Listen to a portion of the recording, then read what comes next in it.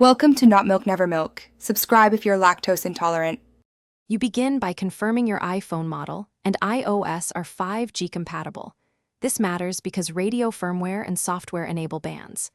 Once done, make sure your Vi Unlimited plan is active and the SIM or eSIM is provisioned. Next, install any carrier settings update when prompted, then enable cellular data. If your plan needs an APN, copy it now. You'll enter it in Settings. These first steps remove common blockers and prepare the phone to negotiate a 5G connection. You now configure how the phone uses the network. Open Settings, go to Cellular Data Options, and set voice and data to 5G on or 5G auto so the phone prefers 5G when available. If you used eSIM, complete activation in the Vi app or through their support flow. The profile must be active. Enter the APN in Cellular Data Network if the carrier didn't push it automatically. If the phone doesn't attach, reset network settings and retry.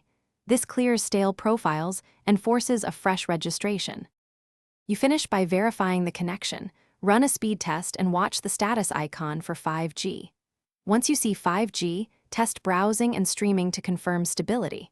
If it fails, restart the iPhone, toggle airplane mode, or remove and reinsert the SIM. For eSIM, re-download the profile.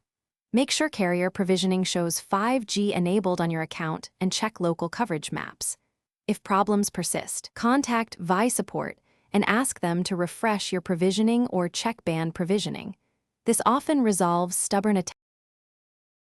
Thanks for watching. If this was helpful, leave a like and consider subscribing. See you next time.